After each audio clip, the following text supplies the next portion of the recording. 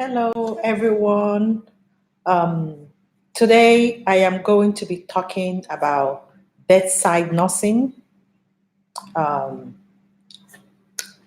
but before I do that, if you have not subscribed, please subscribe. Hit the red button or the notification button, and so whenever I upload, you can get notification.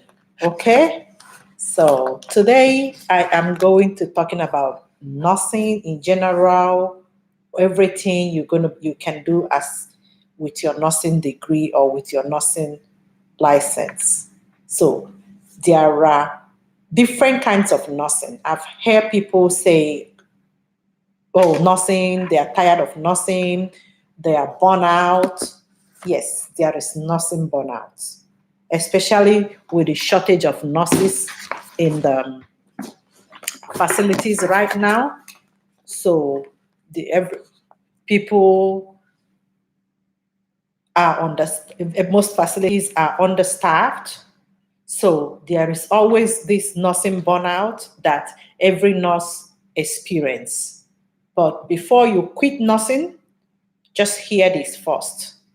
Maybe you can change your mind or find where you can fit in, because most of us going into this profession, all we know is the bedside nursing, working in the hospital or working in the nursing home, or that is all we know. But today, I am going to tell you about different kinds of nursing and where you can work. This video came up with a lot of questions that I've gotten from my students, and many of them wanted to know, about this, what kind of nursing that I did here. I worked in several areas as a nurse. I started as a CNA, like I said earlier, and worked my way up to where I am today. I worked as a CNA in the nursing home. When I graduated as an LPN, because I went to LPN program, I worked in a LPN as an LPN in a nursing home. When I finished my RN degree while I was working in a nursing home, I also got a job in a nursing home. Nobody wants to hire me in a hospital because I do not have an experience. Well, after a couple of months, I think it was like 6 months or three after my graduation, after working in the nursing home, I got an offer from a hospital that I interviewed in, but the offer was lower than what nurses were paid. I think I was paid, they offered me $20 an hour. If I wanted, that was an LPN job, LPN pay in the state that I worked in. So I was offered $20 an hour, but I was desperate to go into the hospital. That was just what I wanted so bad. So I took $20 an hour and went to work in the hospital. Some people were like, "You crazy? Why are you going to take $20?" But when you need the experience, you need the experience. You don't look at the money, because after you get this experience, the money comes with it. So I went into the hospital for $20 an hour, got my experience. Even they refused to give me a regular hour, a full-time hour. I was PRN, but they gave me a real good training. I was so happy for that. My manager was, well, somehow, I don't know whether she just intended to give me training or she was afraid I don't know what I'm doing. So, but I am so blessed and I'm so happy with that training. It took me everywhere I went as a nurse. It was so good. She gave me 3 months training on the floor. It gave me 1 month training in the ER because I told her I am struggling with starting an IV. She gave me a training. She said, "Okay, you're going to go to endoscopy and you're going to go to ER. All you're going to do, you will not be assigned to any patient. All you're going to do is to start an IV. So I followed them I was in the admission. So as soon as the patient comes, I start my IV, I try, some of them I miss, some of them I get. So, went to endoscopy, even though I didn't have a very good experience there because the ladies there were like, oh, you are wasting our time and all that. When you are a new grad, you are new into something, definitely you're going to be so slow. So they were not so patient with me, but the ER guy that I followed, oh, thank God for male nurses. Give a shout out to them. Male nurses, thank you guys. I am so blessed to have most of you. Male nurses are wonderful. They are good people to work with. The female nurses, I don't know, for some reason we don't have too much patience with each other. We bite and kill each other. But anyway, that is something about another day. Thank God for the male nurse I followed in the ER. He showed me a lot of things. He was very patient with me, even though with my slow way of doing things, starting the IV and doing stuff. So I kind of got like almost like 5 to 6 months orientation in that hospital. So finally, after the orientation, they kept me on PRN. They did not want me as a full-time, but it was okay because even as a PRN, you still have your sick pay. I still get this. The only thing I didn't have was I didn't have insurance with them, but I still have 401k which they match. So it wasn't a big deal for me. So I continued diligently coming to work. So after a while, I think it was like another 6 months or so, they offered me a full time, but then I was ready to go. So I took the full time, and while I was in the full time, I think it was a month. In that full time, I got another offer from another hospital that I applied to, since they didn't want to give me a full time. So I kept applying to other hospitals to get a full time, to get a regular job schedule. So because the PRN is like, they slot you in where they need you. And sometimes when they are low census, so you are just there if they put you on call, or somebody want to take a vacation or something. And it's kind of like a small hospital. So I worked there. So while they gave me a full-time job, it was a month after the full-time job, the hospital called me and gave me a very good offer. And when I turned in my 2 weeks notice, I was laughing down the road because my manager called me. It's like, what can we do to keep you? I said, oh, I'm so sorry. I already accepted this offer and I'm doing an orientation and blah, blah, blah. I said, where? I told her. She's like, okay. So you think you can change your mind? I said, no, I don't want to go back and forth with them, but I just gonna move on. And okay, go home and think about it. If you think about it and think you're going to change your mind, then you come back and let me know. Okay? I said, okay, thank you very much. So I worked my 1 week. I gave them 2 weeks notice. In between, I worked my 2 weeks. In between that 2 weeks, I kept using my sick time. So always use your sick time. So because I'm that type that doesn't call in, that like to go to work. So when I gave my 2 weeks notice, I want to use up my sick time. So I used up most of my sick time, and my PTO was cashed out, and I got my money. So anyway, that is just a little bit of the ranting right there. So, but what I wanted to say, or what I want for this video, is that I wanted to talk about different areas of nursing, because sometimes some of us think, or even me, I was in that shoe. You think that the only place for you to work as a nurse is in the hospital or nursing home. okay, home health. So there are so many places you can work as a nurse. You can work as a home health nurse, which means you are a nurse that goes to people's home to see them. Some of the patients are on antibiotics, are discharged home with antibiotics. So you come in there and you hang the antibiotics and monitor it and finish it, flush it, clean the knob, and then go home. The other one is that some of them are home with their diabetic, they have wound. So you come in and check their wound or check their blood sugar level, give them the required insulin level, and go. They are in their home. They are in their home. And sometimes they are discharged from the hospital and they go home either because they had a surgery.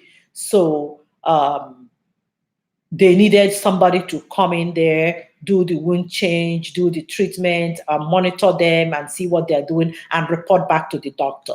So there is always a doctor that is still managing their case. So the nurse goes in that facility and in the patient home and manage this care just like you do if the patient is in the hospital. You do patient teaching. Sometimes we kind of walk them through until they get conversant with how to do it. One time I had a patient who has a colostomy bag. He was so scared. They didn't know how to do it. They didn't know how to operate it. So I had to come in to teach patient how to change the colostomy bag, what to do, how to clean the stomach, what to expect and what not to expect. So things like this, you teach the patient on how to do these things. So that is it for home health. And another point about home health is home health is very good, especially if you have a flexible.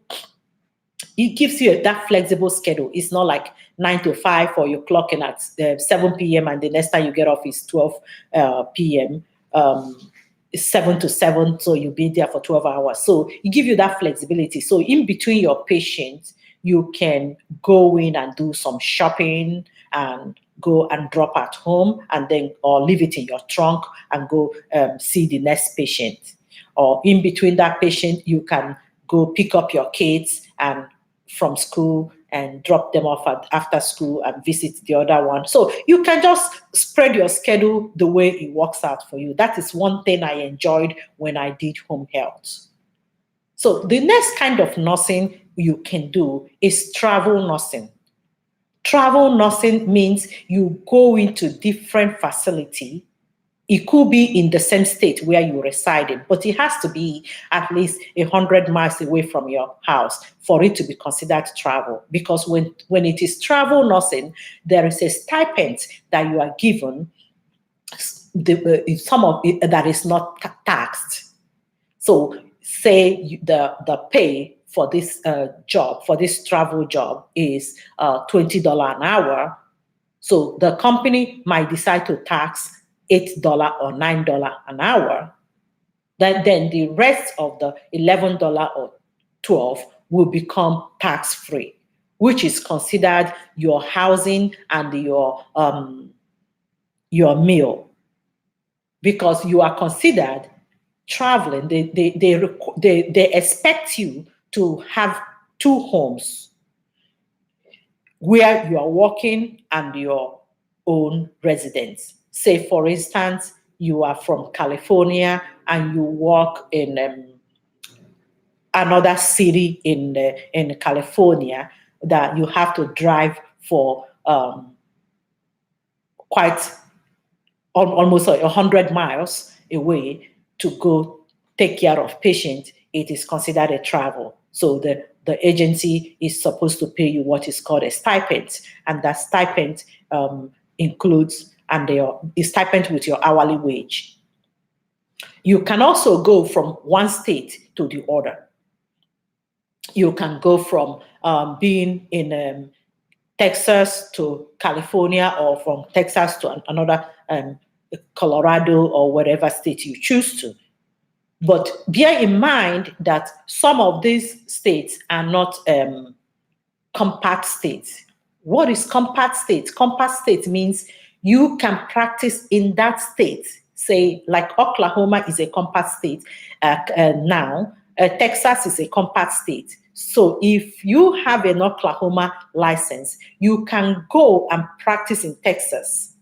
But if you have an Oklahoma license, for you to go and for you to practice uh, for you to practice in California, you need to apply for what is called endorsement. In this endorsement, they do a background check. They check your license from the other state and make sure there is nothing you did that it's making you run away from that state to this state. So they kind of check everything, check your prerequisites, check everything that you took, and make sure it is in line with the state requirement, because every state has their own requirements and in their system, in their program. So this is the way it applies to nursing. So if you're moving from Florida to work in California, you have to get endorsement of your license. So that way you can get a license to permission to practice in California. You don't just get up and say you are traveling. And sometimes some of these endorsement or licensing are paid by the agency. So you can negotiate with your recruiter. Okay, what can you guys offer? What makes you better? What is this? Some of them are very excited to pay for your licensing, pay for your certification like ACLS and the CPR and all that. So that is something else you can do as a nurse. As you can also teach. So you can teach, as if you have an LPN, you can teach the LPN school or the CNA school. If you have an RN, you can teach the LPN and you can also teach the RN program. For you to teach the RN program, you have to have a BSN too. So that is how you really have to be a one step ahead to teach the program of your choice. Okay. So secondly, you can do the case management. The case management of a patient, that is another area of nursing that you can do. It can be in the hospital. There are case managements in the hospital. There are case management in home care. There are case management in hospice. Then another one is the legal. You can be a legal nurse. You can also be a research nurse. There are so many areas that you can work, but you really have to find out what suits you. You can also be a school nurse. That's another thing, especially for the working mothers. I have a friend who is a school nurse. She went into school nursing, especially because of her kids. So she goes to school with her kids. She come back with her kids. So she don't have to worry about babysitter. She don't have to worry about, but depending on the area of nursing that you go to, that is how the pay is. Like my friend, she took a pay cut to go into school nursing because it was very important for her to be around her children growing up and see what's happening and don't have to leave the kids with a babysitter. So because of that, she decided to take a pay cut and go into school nursing, which is a very smart idea.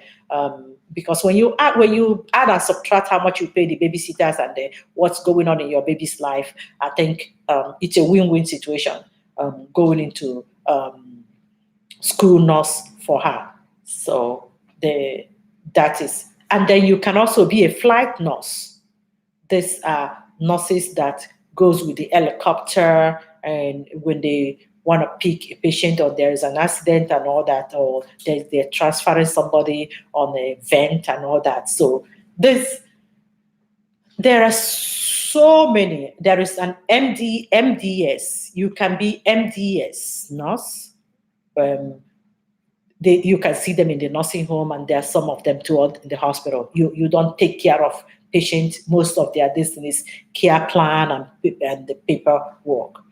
Yeah. So there is so many things that you can do with your nursing degree. So if you are burnt out, if you're tired of being a bedside nurse, there are so many things. And you can also go back to school and get another degree, master's in nursing, education, master's, FNP. You can do informatics.